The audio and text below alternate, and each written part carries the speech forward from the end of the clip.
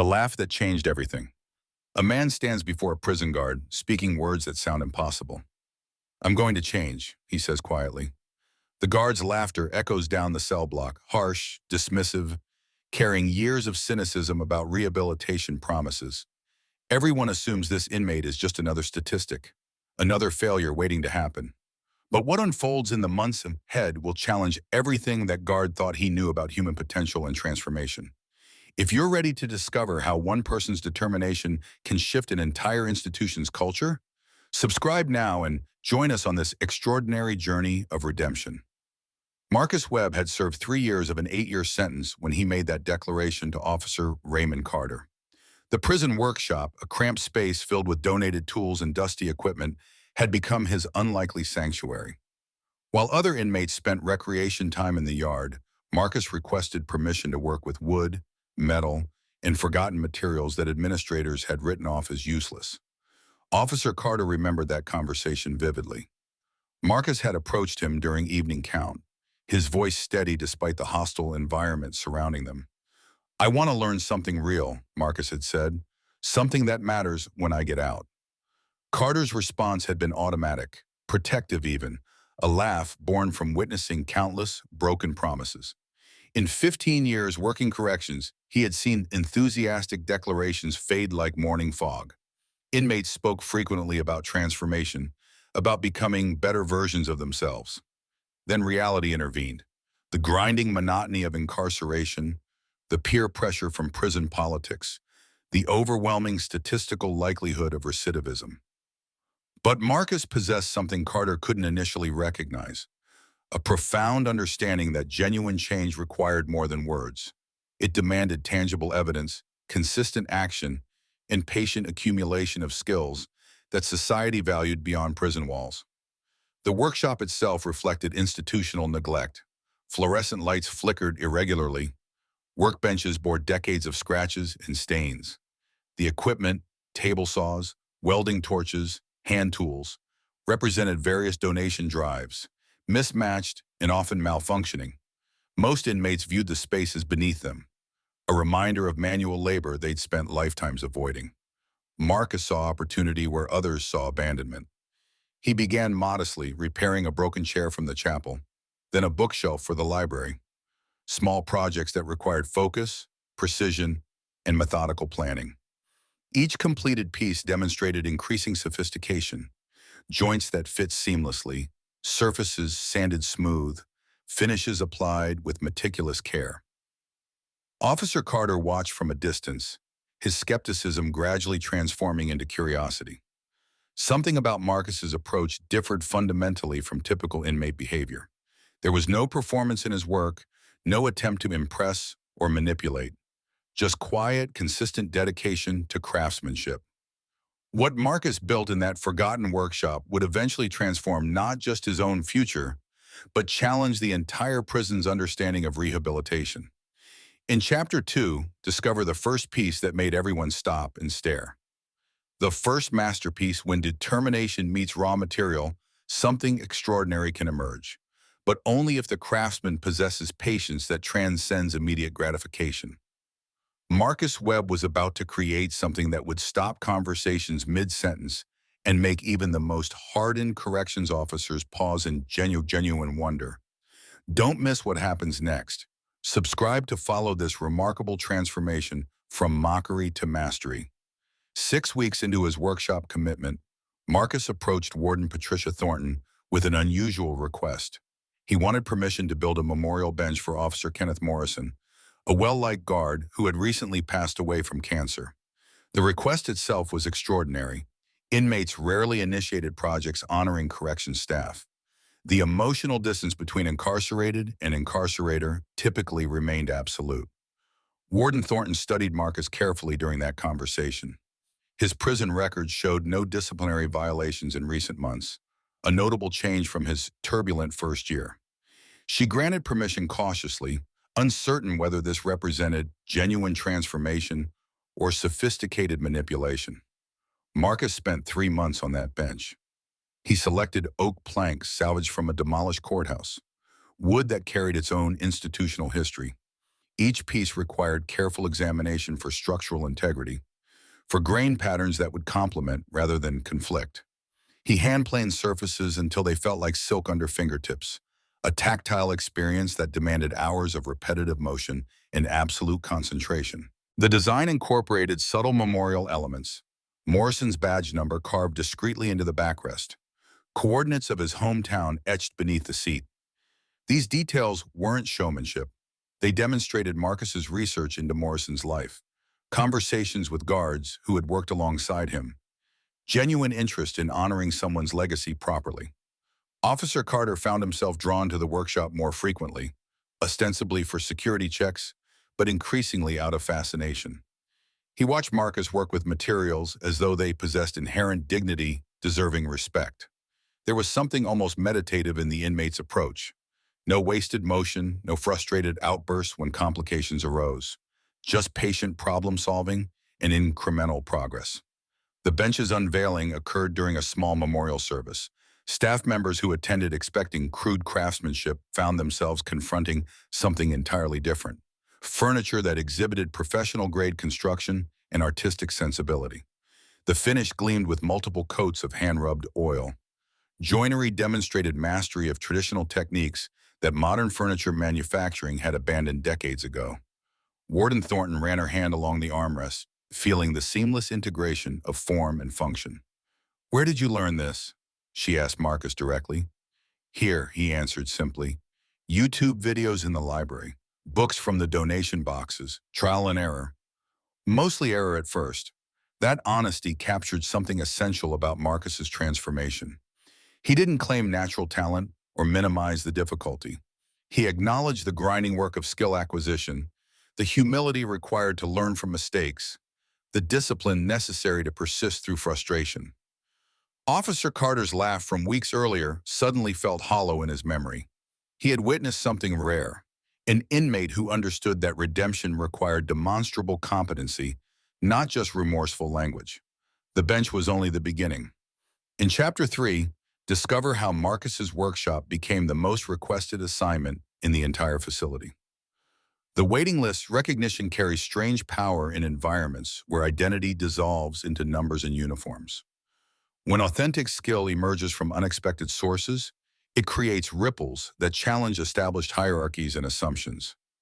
What happened next transformed not just Marcus, but dozens of men who thought they had nothing left to offer society. Subscribe to witness how one workshop became a movement. Within 2 months of the memorial bench's completion, Warden Thornton's office received 17 formal requests from inmates wanting workshop assignments. This represented unprecedented demand for a program that had previously struggled to maintain even token participation. The workshop's reputation spread through cell blocks via the prison's unofficial communication network, conversations during meals, whispered exchanges in recreation yards, respectful nods that conveyed information more efficiently than formal announcements. Marcus had become something unusual in the incarcerated population, a reference point for possibility without threatening masculinity or prison's social codes. He never preached transformation or positioned himself as reformed. He simply worked, and the work spoke with authority that transcended words. Officer Carter coordinated the new workshop program, a responsibility he accepted with growing investment. He established screening criteria that prioritized genuine interest over manipulation potential. Applicants needed to demonstrate basic discipline, 6 months without violations, willingness to start with fundamental tasks, acceptance of Marcus's informal mentorship role. The first group of 4 men entered the workshop with varied motivations. Terrence Jackson, serving 12 years for armed robbery, sought practical skills for post-release employment. Miguel Vasquez wanted distraction from the psychological weight of a lengthy sentence. David Chen hoped to repair the relationship with his daughter through tangible evidence of personal growth. James Wilson simply needed purpose beyond surviving another day. Marcus approached mentorship with the same methodical patience he applied to woodworking. He didn't deliver speeches about redemption or personal transformation. Instead, he taught proper tool maintenance, safety protocols, and fundamental techniques. How to read wood grain, calculate precise measurements, understand the physics of weight distribution in furniture construction. Your first project teaches you patience, Marcus explained during the initial session. Nothing you make this month will look professional. That's not failure, that's education. Every mistake becomes knowledge if you pay attention. This philosophy contradicted the instant gratification that characterized much of prison culture. Card games produced immediate winners. Conflicts resolved quickly through violence or capitulation. The drug economy operated on rapid transactions, but craftsmanship demanded a different temporal framework, one that measured progress in accumulated competency rather than immediate results.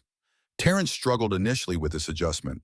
His hands, accustomed to aggressive gestures, fumbled with delicate measuring tools.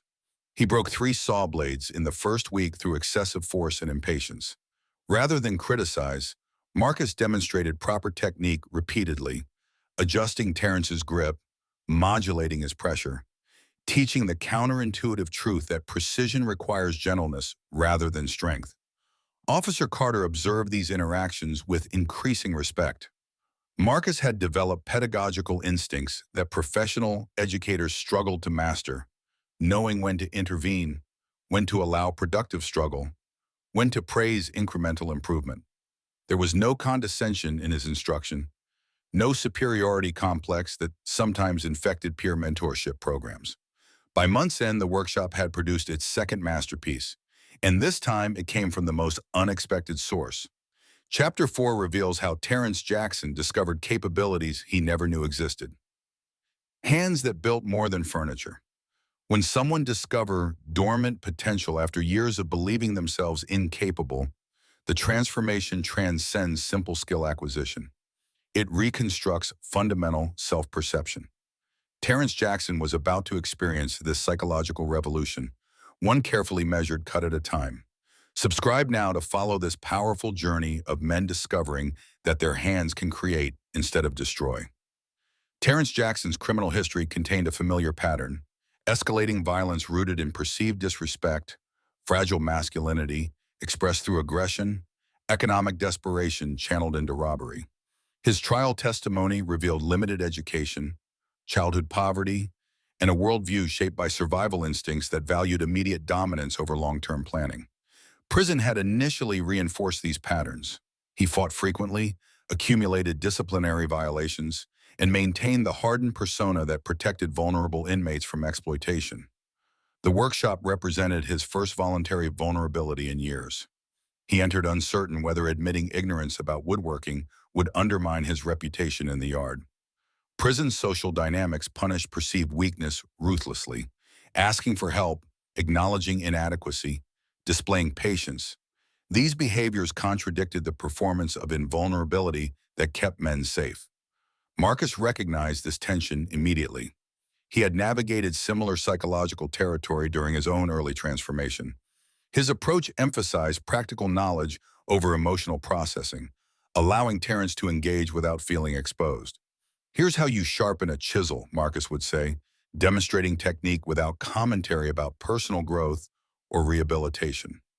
The work itself provided cover for psychological reconstruction. Terrence's breakthrough arrived during his 4th week. He was constructing a simple side table, following Marcus's design with meticulous attention to measurements. Previous attempts had failed due to impatience, forcing joints that didn't align properly, rushing through sanding stages, applying finish before the wood was adequately prepared. This time, he committed to the complete process regardless of time required. The table legs demanded particular precision. Each needed to be identical in length, angle, and attachment point.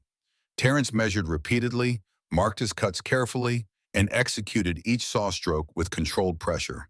When the first leg emerged perfectly symmetrical, something shifted in his expression, surprise mixed with tentative pride. Officer Carter witnessed the moment from across the workshop. Terrence held the completed leg at eye level, rotating it slowly, examining his work from multiple angles. His hands, which had inflicted documented violence, now cradled handcrafted wood with unexpected gentleness. The contrast wasn't lost on Carter, who felt his own assumptions about rehabilitation beginning to fragment. Marcus approached as Terrence completed the 4th leg. "Check your work," he said quietly, handing over a carpenter's square. Terrence placed the tool against each leg's connection point, verifying perfect 90-degree angles. All four matched exactly. I actually did this, Terrence said softly, more to himself than Marcus. It wasn't boastful. It carried the wonder of someone discovering unsuspected capability. You did, Marcus confirmed. Now comes the hard part, doing it again. Consistency matters more than single success. Over subsequent weeks, Terrence completed the table, then a bookshelf, then a more complex media cabinet that required drawer construction and cabinet door alignment. Each project deepened his technical knowledge while simultaneously reconstructing his self-narrative. He began staying late voluntarily, reading carpentry manuals during recreation time, discussing wood joinery techniques with genuine enthusiasm. Officer Carter documented Terrence's behavioral transformation in official reports. Disciplinary violations ceased entirely. His demeanor during cell counts and meal distribution shifted from sullen hostility to neutral cooperation.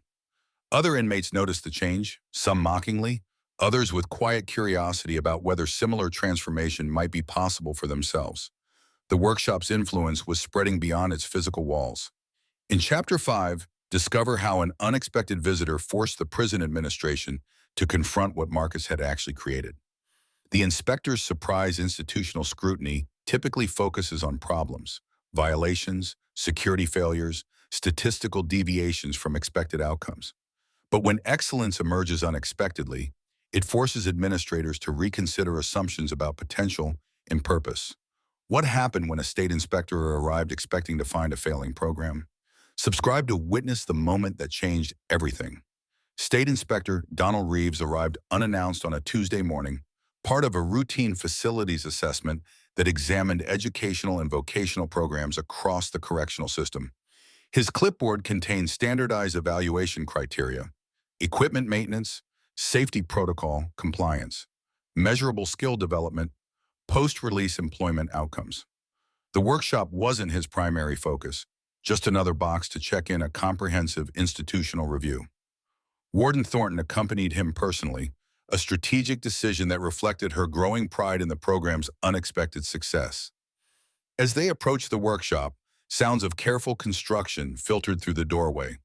Measured saw strokes, the rhythmic scraping of hand planes, quiet conversations focused on technical problem-solving rather than prison politics.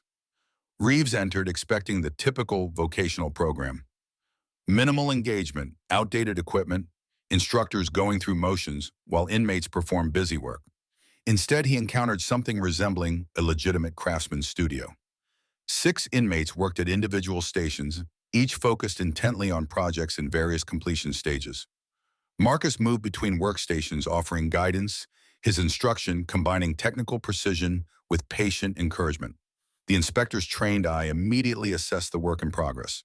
A chest of drawers exhibited dovetail joints that professional furniture makers would respect. A wooden rocking chair demonstrated understanding of ergonomic curves and weight distribution. A decorative cabinet incorporated inlay work that required remarkable precision and artistic sensibility. "Who teaches this program?" Reeves asked, assuming professional instructor oversight. "He does," Warden Thornton said, nodding toward Marcus.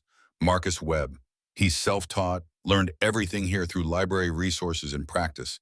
Now he mentors others." Reeves studied Marcus with renewed attention, his inspector's skepticism wrestling with observable evidence.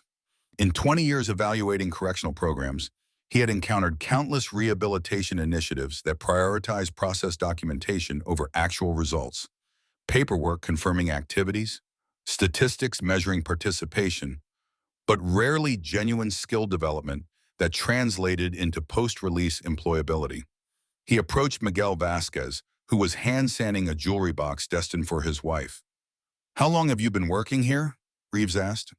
3 months, Miguel replied, continuing his careful circular motions with fine grit sandpaper. "Marcus says this piece needs another week before finishing. The wood has to feel perfect first." "What did you do before this?" Miguel paused, meeting the inspector's gaze directly. "I wasted time, complained about my sentence, counted days. Now I'm building something that might help my wife forgive me." That honesty struck Reeves more than polished talking points would have. Miguel wasn't performing rehabilitation. He was describing practical engagement with meaningful work that provided psychological anchorage during incarceration's psychological erosion. Officer Carter joined the tour, explaining the workshop's evolution from neglected space to the facility's most requested program assignment. He detailed the waiting list, the screening process, the behavioral improvements among participants. His enthusiasm was genuine, reflecting personal investment that transcended typical job responsibilities. Reeves examined the memorial bench, running his hands over surfaces that exhibited professional-grade craftsmanship. He questioned Marcus about technique, testing his knowledge of joinery methods, finish applications, wood selection criteria. Marcus's responses demonstrated comprehensive understanding acquired through disciplined self-education and hundreds of hours practicing fundamental skills. This exceeds most commercial vocational programs, Reeves finally said, addressing Warden Thornton directly. The skill development is legitimate. These men are learning marketable competencies. But his next question revealed the bureaucratic challenge ahead. How do you plan to sustain and expand this? One inmate mentor isn't scalable. You need funding, professional instructors, formal curriculum development. Warden Thornton had anticipated this concern. She outlined preliminary plans for expansion, grant applications to woodworking associations, partnerships with local furniture makers seeking apprentices, potential social enterprise selling inmate-crafted furniture to fund program growth. The inspector's report would change the workshop's trajectory completely. But first, Marcus would face his greatest test, confronting the past that had brought him to prison. Chapter 6 reveals the emotional reckoning that nearly ended everything. The reckoning. True transformation demands confronting the specific harm one has caused, not just abstract acknowledgement of wrongdoing. When past and present collided in Marcus Webb's carefully constructed workshop sanctuary, everyone would discover whether his change ran deeper than developed skills. Subscribe to witness the most powerful moment in Marcus's journey, when redemption faced its ultimate test. The letter arrived during morning mail distribution, a standard white envelope forwarded through prison channels. Marcus recognized the return address immediately. His victim's family, writing for the first time since his sentencing hearing 4 years earlier. His hands trembled slightly as he opened it in his cell, away from the communal day room where privacy didn't exist. Sarah Mitchell's mother had written 3 pages in careful cursive. The accident that had resulted in her daughter's death, Marcus driving under the influence, running a red light, the collision that ended a promising young teacher's life, remained detailed in her memory with painful precision. She described Sarah's final weeks in the hospital, the family's anguished decision to terminate life support, the funeral where students from Sarah's elementary school had cried openly. But the letter's purpose wasn't purely condemnation. Mrs. Mitchell had read a news article about the prison workshop program about an inmate named Marcus Webb who was teaching woodworking to other incarcerated men. She wanted to know if this was the same person who had destroyed her family. And if so, she needed to understand whether his transformation was genuine or performed for parole consideration. I don't know if I can forgive you, she wrote near the letter's conclusion, but I need to know if my daughter's death meant something beyond tragedy. I need to know if you understand what you took from this world. Marcus sat motionless for 40 minutes after reading those words.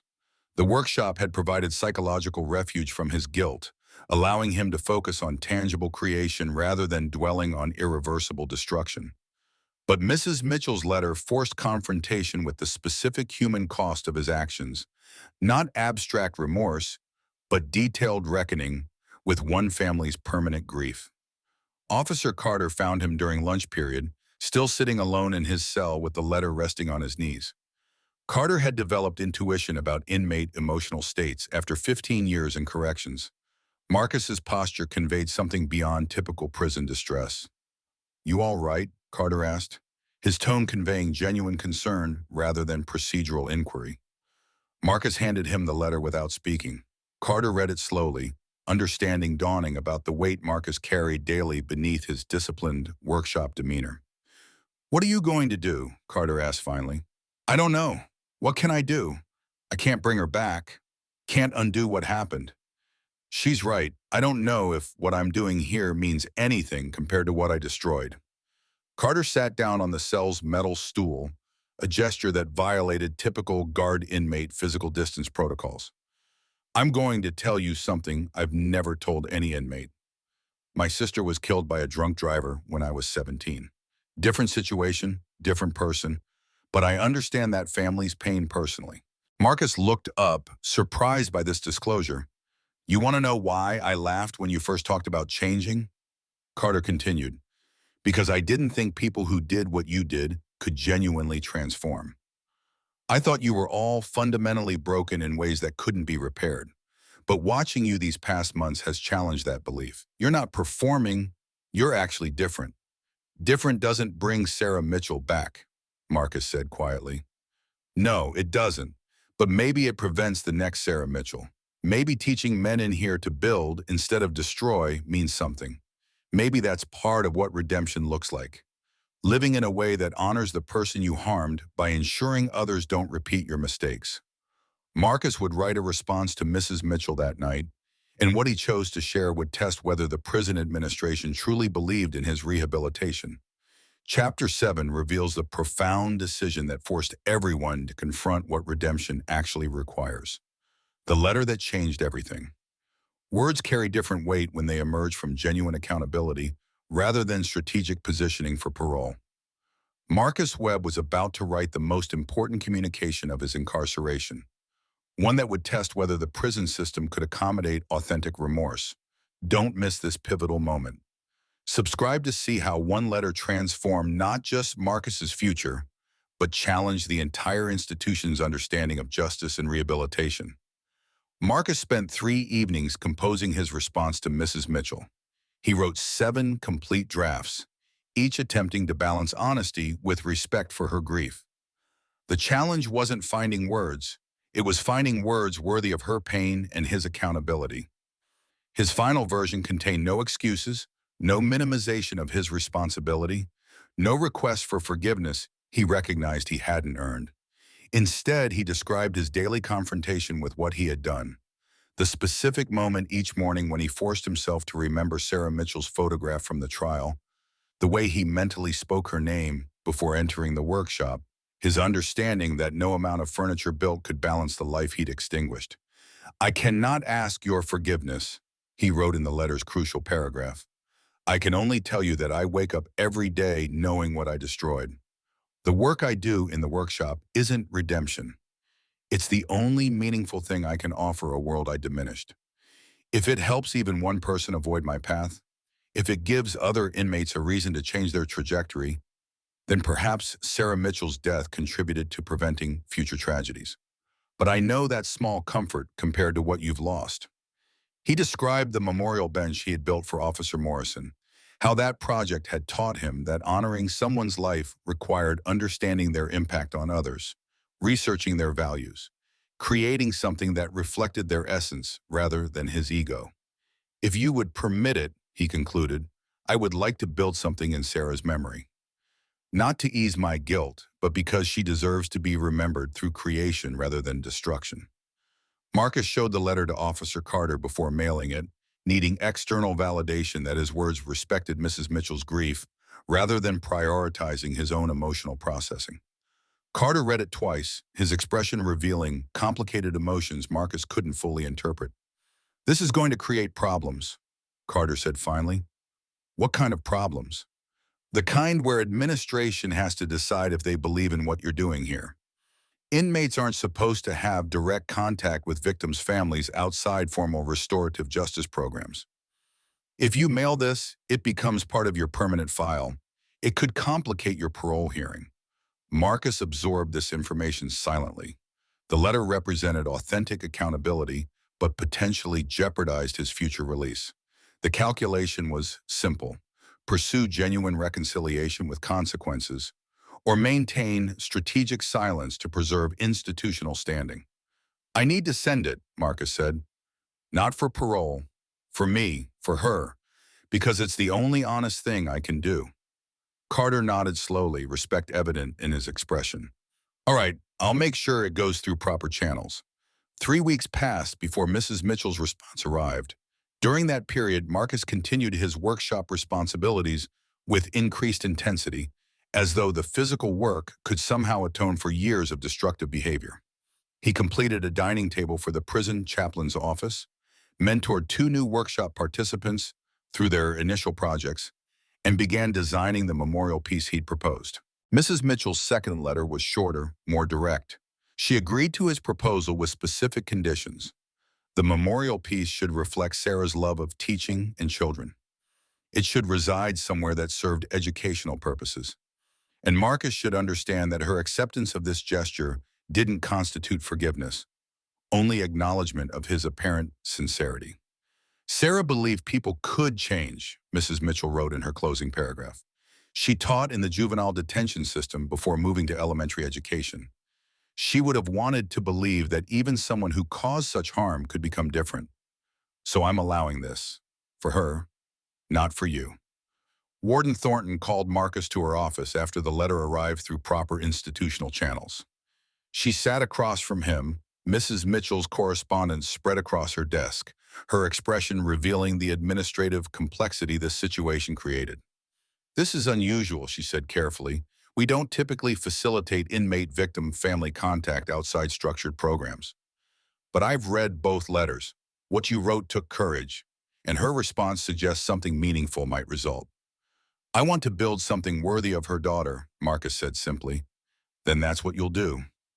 But Marcus, understand that everyone is watching now. This memorial represents more than carpentry. It represents whether this institution believes in genuine rehabilitation or just procedurally processes inmates toward release. Marcus's memorial project would become the workshop's defining achievement. But first, an unexpected crisis threatened to destroy everything he'd built. Chapter 8 reveals the test that would determine whether transformation could survive real pressure. When everything nearly collapsed, institutions resist change even when change proves beneficial, and progress rarely unfolds without significant opposition. Marcus Webb's workshop was about to face its greatest challenge, not from external critics, but from within the prison population itself. Subscribe now to discover how Marcus confronted the test that would determine whether his transformation could withstand real conflict. The trouble began with Vincent Cross, a newly transferred inmate with extensive gang affiliations and a documented history of institutional disruption. Cross viewed the workshop's growing reputation with contempt, seeing it as weakness. Men engaged in soft activities that undermined the hyper-masculine posturing prison culture demanded. He began a subtle campaign to undermine program participation, suggesting that workshop inmates were seeking favor with administration through performative rehabilitation. In prison's complex social ecosystem, such accusations carried dangerous weight.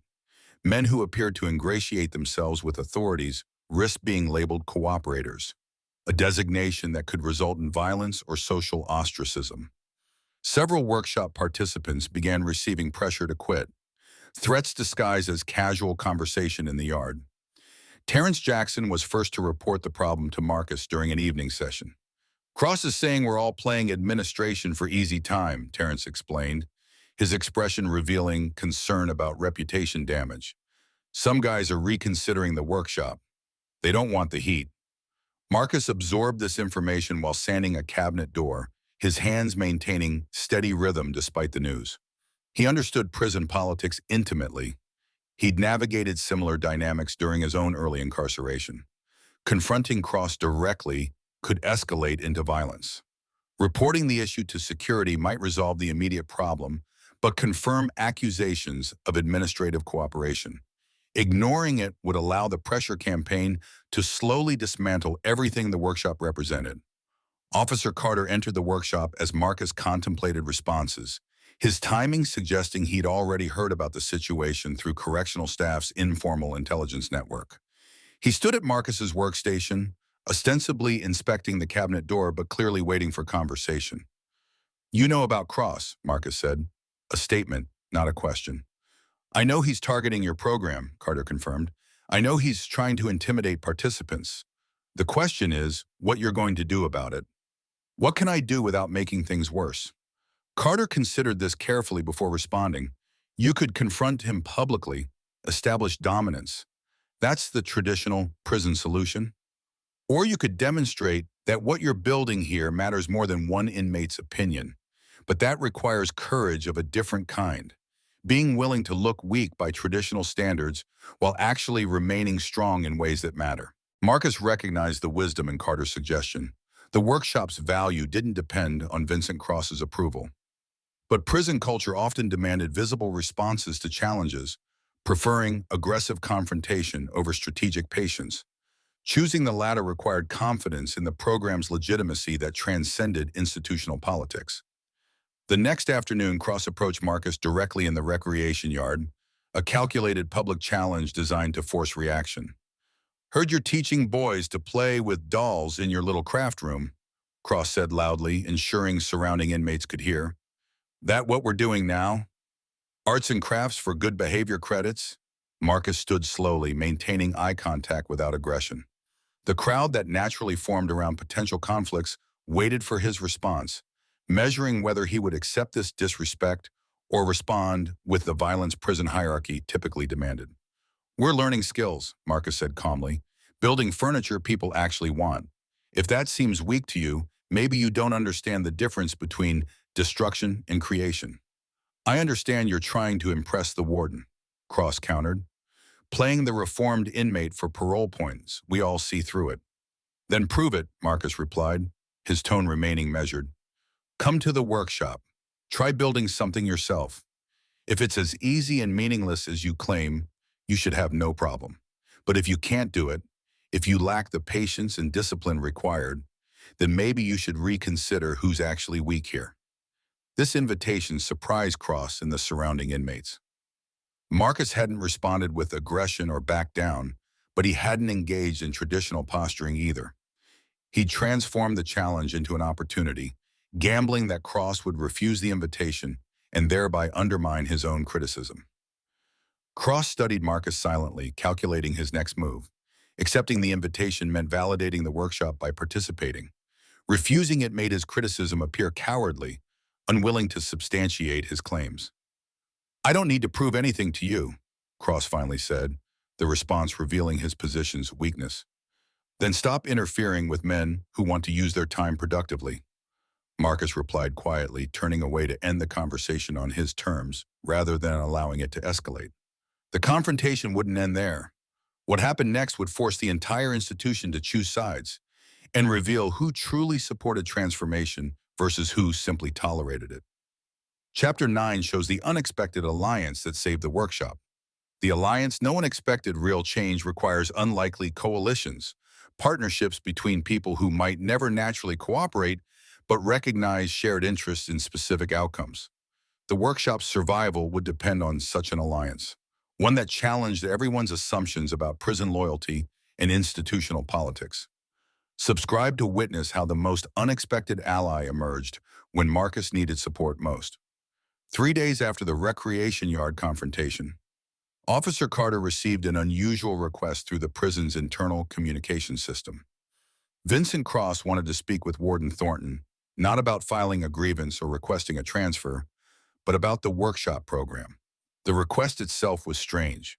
Cross rarely engaged with administration except under disciplinary compulsion. Warden Thornton agreed to the meeting, curious about his motivation. Cross entered her office with the controlled demeanor inmates mastered when navigating institutional authority, respectful without submission, cooperative without surrender of dignity. "I want to join the workshop program," Cross stated directly, skipping typical preamble or negotiation. Thornton studied him carefully, searching for manipulation or hidden agenda. "Why?" "You've been actively undermining it for the past 2 weeks." "Because Marcus Webb called me on my bullshit," Cross replied with unexpected candor. "In front of everyone. He didn't act scared, didn't try to fight me, just offered to let me see for myself what they're doing. I thought about that. Been thinking about it for 3 days." "And what did you conclude?" Cross shifted in his chair, discomfort evident in his body language. "I concluded that I'm 42 years old, got 7 years left on my sentence, and when I walk out of here, I don't have any skills worth anything. I can intimidate people, I can navigate prison politics, but I can't do anything legitimate that would keep me from coming back." This honesty surprised Thornton. In 15 years as warden, she'd witnessed countless inmates claiming transformation while actually gaming the system. Cross's admission carried a different quality, resignation mixed with pragmatic self-assessment rather than performance of rehabilitation. The workshop has standards, Thornton said carefully. You'd need to complete 6 months without disciplinary violations. You'd need to accept Marcus's mentorship. You'd need to respect other participants who you've been threatening. I understand, Cross said. I'm willing to do that. Why should I believe you? Cross met her gaze directly. Because I'm tired, Warden. Tired of playing the same role that keeps landing me in places like this. Marcus said something that stuck with me. The difference between destruction and creation. I've been pretty good at destruction. Maybe it's time to learn the other thing. Thornton approved his application provisionally, establishing clear behavioral expectations and informing Marcus about the new participant. Marcus's response revealed both wisdom and pragmatism. If he's serious, he deserves the chance. If he's not, the work itself will reveal that quickly. Cross entered the workshop the following Monday morning, his presence creating palpable tension among existing participants. Terrence Jackson watched him warily, remembering recent threats. Miguel Vasquez positioned himself near the exit, uncertain whether this represented genuine change or strategic infiltration. Marcus approached Cross directly, carrying basic woodworking tools. Your first project is a simple step stool, he said matter-of-factly. 3 pieces of wood, properly joined, sanded smooth, finished cleanly. It'll take you 2 weeks if you work carefully, probably longer. A step stool? Cross replied, barely concealing skepticism about the project's simplicity. A step stool, Marcus confirmed. You'll learn fundamental measurements, basic joinery, proper finishing techniques. And you'll discover whether you can accept that mastery begins with simple tasks done excellently, not complex projects done poorly. Cross accepted the challenge, beginning his first cuts under Marcus's careful supervision. His initial attempts revealed exactly what Marcus anticipated: impatience, excessive force, inability to accept the incremental nature of skill development. He broke 2 saw blades in the first hour through aggressive technique that valued speed over precision. You're fighting the wood, Marcus observed after the second broken blade. You need to work with the material's grain, not against it. Force creates problems. Control creates results. The parallel to prison behavior wasn't subtle, and Cross recognized the implicit message. His survival strategy had always emphasized dominance, aggressive assertion of control through intimidation. Woodworking demanded opposite qualities: patience, gentleness, respect for material properties. The cognitive dissonance was deliberate, Marcus teaching broader lessons through specific technical instruction. Over subsequent weeks, Cross demonstrated unexpected persistence. His step stool progressed slowly, each component requiring multiple attempts before meeting acceptable standards. But he continued, gradually adjusting his approach from forceful confrontation to measured engagement. The transformation wasn't dramatic, no sudden epiphanies or emotional breakthroughs, just incremental behavioral adjustment driven by consistent failure and modest success. Officer Carter watched this evolution with particular interest. Cross represented the hardest case: long institutional history, documented violence, deep investment in prison identity that precluded vulnerability. If the workshop could reach someone like Cross, it validated the program's potential beyond Marcus's exceptional circumstances. By month's end, Cross would complete his step stool, and in doing so, make a decision that would protect the workshop's future when it faced its greatest external threat. Chapter 10 reveals how everything came together in a moment that would define the program's legacy, the legacy that built itself. Transformation proves itself not through perfect outcomes, but through persistent effort that creates possibility where none existed before. Marcus Webb's journey had reached its culmination, but the story's power lay in what he had built beyond himself. Subscribe to witness the remarkable conclusion of this journey, where one man's change created ripples that transformed an entire institution. Sarah Mitchell's memorial took Marcus 6 months to complete. The design incorporated her mother's guidance: a reading bench with built-in bookshelves, sized for elementary-aged children, crafted from cherry wood that would deepen to rich amber with age. Carved into the backrest were opening lines from children's books Sarah had loved, Where the Wild Things Are, Charlotte's Web, The Giving Tree. Each title represented her belief that stories could transform young lives. Mrs. Mitchell attended the dedication ceremony at a local elementary school, the first time she'd seen Marcus since the trial. The meeting occurred in the school library under Warden Thornton's supervision, a carefully managed encounter that respected Mrs. Mitchell's emotional boundaries while acknowledging Marcus's genuine accountability. She sat on the bench, running her fingers over the carved text, her expression unreadable. Marcus stood at respectful distance, not presuming to speak first, allowing her to process the memorial on her terms. The silence extended for several minutes before she finally looked up at him. "This is beautiful work," she said quietly. "Sarah would have loved it." "I hope so," Marcus replied, his voice carrying the weight of 4 years' accumulated grief and disciplined effort. "I wanted it to honor what she gave to children, not just what I took from the world." "Do you understand what you took?" Mrs. Mitchell asked directly, her question seeking genuine accountability rather than practiced contrition. "I understand I can never fully comprehend it," Marcus answered carefully. "I didn't just end Sarah's life, I ended all the children she would have taught, all the lives she would have influenced, all the chaos she would have created. I took away decades of positive impact. Nothing I build can restore that." "No, it can't." Mrs. Mitchell paused, gathering herself. "But maybe it can prevent the next person from making your mistake. Maybe teaching other inmates to build instead of destroy means something. That's why I agreed to this, not to forgive you, but because Sarah believed in redemption. She worked with juvenile offenders because she thought early intervention could change trajectories. So I'm choosing to believe that even adults can change if they're willing to do the difficult work." That conversation became the foundation for the workshop's expanded mission. With Mrs. Mitchell's advocacy, the program developed partnerships with local schools, creating a furniture-building pipeline where inmates crafted desks, bookshelves, and reading benches for under-resourced classrooms. Each piece included a small plaque explaining its origin, made by incarcerated individuals learning vocational skills and contributing positively to their community. The program's success attracted state funding and media attention. Inspector Reeves returned with approval for program expansion, bringing grant money that allowed the workshop to hire professional instructors, purchase modern equipment, and establish formal curriculum standards.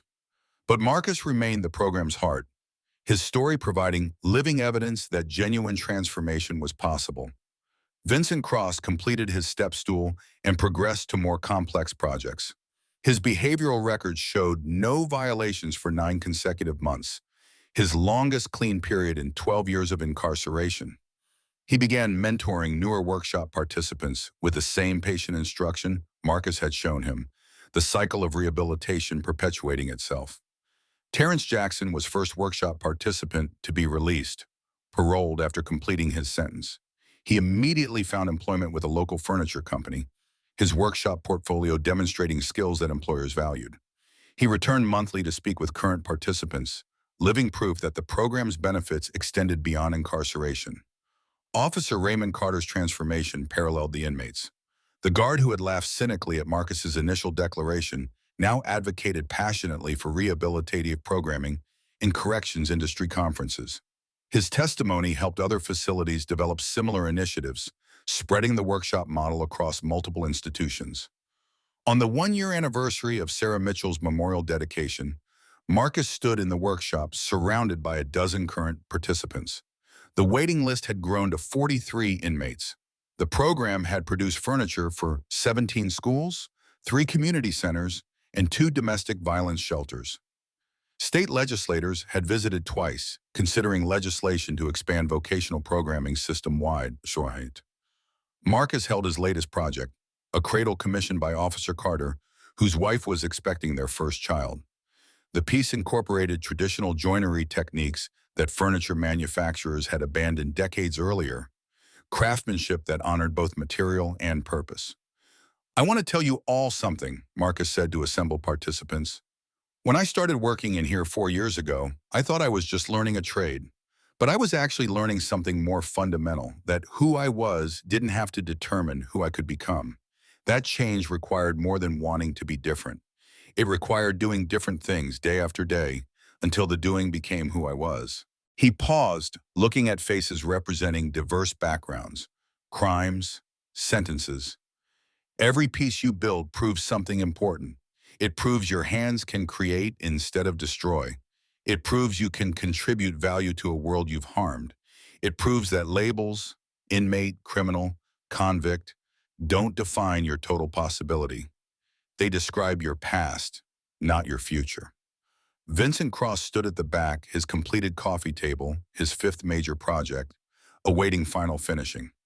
"Marcus," he called out, his voice carrying across the workshop. "I need to say something publicly that I should have said months ago." The room quieted, tension shifting to Cross. He moved to stand beside Marcus, his posture reflecting humility that would have been unthinkable a year earlier. "I came to this workshop to prove it was meaningless," Cross said directly. "To show that rehabilitation was a game people played for parole points. But I was wrong. This isn't about performing for the board. It's about building evidence of change so convincing that you start believing it yourself." Marcus didn't preach at me. He just showed me that discipline and patience create things that matter. "So thank you for not giving up when I was trying to destroy what you'd built." Officer Carter, observing from the doorway, felt unexpected emotion, pride in what these men had accomplished, respect for their willingness to change, hope that criminal justice might evolve toward genuine rehabilitation rather than mere punishment. Marcus completed his parole hearing 3 months later. Mrs. Mitchell submitted a letter supporting his release, not claiming forgiveness, but acknowledging his demonstrable transformation and the program's positive impact. The board approved his parole unanimously, noting that his case represented exactly the kind of rehabilitation corrections systems should facilitate. On his release day, Marcus stood at the workshop entrance one final time. The space that had been neglected and dismissed now bustled with purposeful activity. Men who had entered believing themselves irredeemable now crafted furniture that served communities, their hands building more than objects. They were constructing new identities, new possibilities, new futures. Warden Thornton approached as Marcus prepared to leave. "What will you do now?" she asked. "I've accepted a position with a furniture restoration company," Marcus replied, "but I'll be back every month. The workshop needs consistency. These men need to see that change extends beyond these walls." "They'll be watching," Thornton observed, "seeing whether you stay transformed or revert." "I know, that's why I can't fail. Not for me, for everyone who believes transformation is possible." Marcus walked through the prison gates carrying nothing but a small wooden box he'd crafted during his final week, a container for possessions. But more importantly, a tangible reminder of what disciplined effort could create from raw material. Officer Carter met him outside, having volunteered for the final escort duty. As they shook hands, Carter remembered laughing at Marcus's declaration 4 years earlier. The memory felt distant now, embarrassing in its cynicism. "I was wrong," Carter said simply. "About you, about rehabilitation, about everything." "You changed too," Marcus replied. "You let yourself believe something different was possible." That's its own kind of transformation. The workshop continued long after Marcus's release, training hundreds of inmates, producing thousands of pieces of furniture, transforming countless lives. But its greatest product wasn't furniture. It was the proof that human beings possess remarkable capacity for change when given genuine opportunity, patient instruction, and meaningful purpose. The story of one man who built furniture taught an entire institution that redemption isn't about forgetting the past. It's about constructing a future worthy of those we've harmed. It's about hands that once destroyed learning to create. It's about recognizing that even in the most unlikely places, transformation remains possible for those willing to do the patient, difficult work of becoming someone new. If this story moved you, inspired you, or challenged your assumptions about human potential and redemption, please subscribe and share. Real transformation happens quietly, one careful measurement at a time, but its impact ripples far beyond what anyone initially imagines possible.